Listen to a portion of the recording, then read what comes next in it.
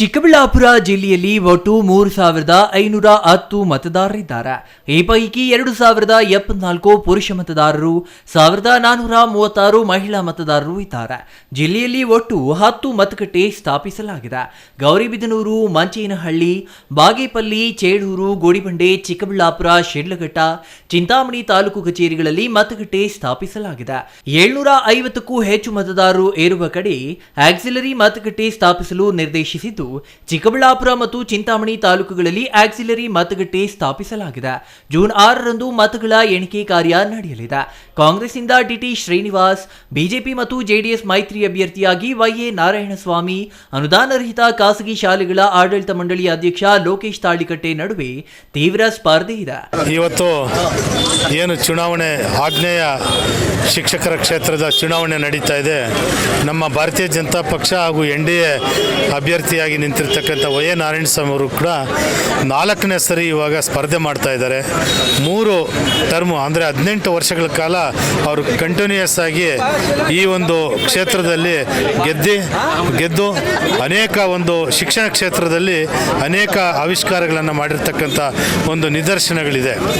ಅನೇಕ ಕಾರ್ಯಕ್ರಮಗಳಲ್ಲಿ ಅವರು ಭಾಗವಹಿಸಿ ಮತ್ತು ಶಿಕ್ಷಣ ಕ್ಷೇತ್ರದಲ್ಲಿ ಮತ್ತು ಶಿಕ್ಷಣಕ್ಕೆ ಬೇಕಾಗಿರ್ತಕ್ಕಂಥ ಅನೇಕ ಒಂದು ಕಾನೂನುಗಳಿರ್ಬೋದು, ವೇತನ ಆಯೋಗಕ್ಕೆ ಬರಬೇಕಾಗಿರ್ತಕ್ಕಂಥ ಒಂದು ಕಾರ್ಯಕ್ರಮಗಳಿರ್ಬೋದು, ಮತ್ತು ಹೀಗೆ ಎಲ್ಲ ಆವಿಷ್ಕಾರಗಳನ್ನು ಸಹ ಅನೇಕ ಮಾಡಿದ್ದಾರೆ.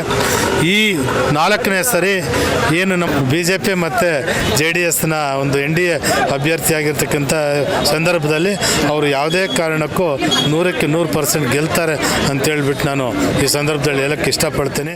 ಕರ್ನಾಟಕ ರಾಷ್ಟ್ರ ಸಮಿತಿಯಿಂದ ಕಿಶನ್ MG, ಪಕ್ಷೇತರರಾಗಿ GH ಎಮ್ರಾಪುರ್, ಕಪನಿಗೌಡ, NE Nataraj, YR Narayanaswamy, Babu Yogish, R ವನಿತಾ, S ವಿನೋದ್ ಶಿವರಾಜ್, ಶ್ರೀನಿವಾಸ್ B, ಸೈಯದ್ ಆಬ್ಕ್ ಅಹ್ಮದ್ ಕಣದಲ್ಲಿ ಇದ್ದಾರೆ. ಬಿಜೆಪಿ ಹಾಲಿ ಸದಸ್ಯ ವೈಎ ನಾರಾಯಣಸ್ವಾಮಿ ಈ ಕ್ಷೇತ್ರವನ್ನ ಕಳೆದ 18 ವರ್ಷಗಳಿಂದ ಪ್ರತಿನಿಧಿಸುತ್ತಿದ್ದಾರೆ. ಈಗ 4ನೇ ಬಾರಿಗೆ ಸ್ಪರ್ಧಿಸುತ್ತಿದ್ದಾರೆ. ಆಗ್ನೇಯ ಶಿಕ್ಷಕರ ಕ್ಷೇತ್ರದಲ್ಲಿ ಈವರೆಗೆ ಕಾಂಗ್ರೆಸ್ ಅಭ್ಯರ್ಥಿ ಗೆಲುವು ಸಾಧಿಸಿಲ್ಲ. ಈ ಹಿಂದಿನಿಂದಲೂ ಬಿಜೆಪಿ ಮತ್ತು JDS ಅಭ್ಯರ್ಥಿಗಳ ನಡುವೆ ಸ್ಪರ್ಧೆ ನಡೆಯುತ್ತಿತ್ತು. ಆದರೆ ಈ ಬಾರಿ ಮೈತ್ರಿಯ ಕಾರಣ JDS ಸ್ಪರ್ಧಿಸುತ್ತಿಲ್ಲ. ನಾರಾಯಣಸ್ವಾಮಿ NDA ಅಭ್ಯರ್ಥಿಯಾಗಿದ್ದಾರೆ. ಕಾಂಗ್ರೆಸ್ನಿಂದ ಡಿಟಿ ಶ್ರೀನಿವಾಸ್ ಸ್ಪರ್ಧೆ ಮಾಡಿದ್ದು 7 ತಿಂಗಳ ಹಿಂದೆಯೇ ಅವರಿಗೆ ಪಕ್ಷ ಟಿಕೆಟ್ ಘೋಷಿಸಿತ್ತು.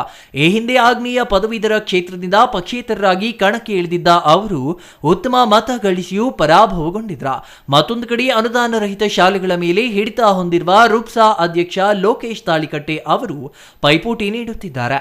ಆಗ್ನೇಯ ಶಿಕ್ಷಕರ ಒಂದು ಚುನಾವಣೆ ಚಿಕ್ಕಬಳ್ಳಾಪುರ ಜಿಲ್ಲೆಯಲ್ಲಿ, ಚಿಕ್ಕಬಳ್ಳಾಪುರ ತಾಲ್ಲೂಕಿನಲ್ಲಿ ಒಟ್ಟು 2 ಬೂತುಗಳನ್ನಿಟ್ಟು ಇವತ್ತು ಕಾಂಗ್ರೆಸ್ಸು ಅಭ್ಯರ್ಥಿಯಾಗಿರ್ತಕ್ಕಂಥ DT ಶ್ರೀನಿವಾಸರವರಿಗೆ ಇವತ್ತು ನಮ್ಮ ಒಂದು MLC ಚುನಾವಣೆ ಬಹಳ ಚೆನ್ನಾಗಿ ನಡೀತಾ ಐತೆ. ಈ MLC ಚುನಾವಣೆಯಲ್ಲಿ ಈಗಾಗಲೇ ಬಹಳಷ್ಟು ಜನ ಬಹಳ ಸಂತೋಷದಿಂದ, ಬಹಳ ಉತ್ಸಾಹದಿಂದ ಬಂದು ಎಲ್ಲ ವೋಟ್ ಮಾಡ್ತಾ ಇದ್ದಾರೆ. ನಮ್ಮ ಅಭ್ಯರ್ಥಿ DT ಶ್ರೀನಿವಾಸರವರು ಕಳೆದ ಒಂದು ಚುನಾವಣೆಯಲ್ಲಿ 2ನೇ ಸ್ಥಾನದಲ್ಲಿ ಬಂದು ನಿಂತಿದ್ದರು. ಈ ಬಾರಿ ನಾವು 5 ಜಿಲ್ಲೆಗಳಲ್ಲೂ ಸಹ ಹೆಚ್ಚಿನ ಮತಗಳನ್ನು ತೆಗೆದುಕೊಂಡು DT ಶ್ರೀನಿವಾಸರವರು ಕಾಂಗ್ರೆಸ್ಸು ವಿಧಾನ ಪರಿಷತ್ತು ಸದಸ್ಯರಾಗಿ ಆಯ್ಕೆಯಾಗುವುದು ಬಹುತೇಕ ಖಚಿತವಾಗಿದೆ. ಹೀಗೆ ಆಗ್ನೇಯ ಶಿಕ್ಷಕರ ಕ್ಷೇತ್ರದಲ್ಲಿ ನಾನಾ ಲೆಕ್ಕಾಚಾರಗಳು ಗರಿಗೆದರಿವೆ. ಅಭ್ಯರ್ಥಿಗಳು ಶಿಕ್ಷಕರ ಮತ ಪಡೆಯಲು ಬಿರುಸಿನ ಪ್ರಚಾರ ನಡೆಸಿದ್ರ. ಇಂದು ಮತದಾನ ನಡೆದಿದ್ದು ಮತಪೆಟ್ಟಿಗೆಗಳಲ್ಲಿ ಅಭ್ಯರ್ಥಿಗಳ ಭವಿಷ್ಯ ಭದ್ರವಾಗಿದೆ. Jangalahalli Ashwath, CTV news, Chikkaballapur.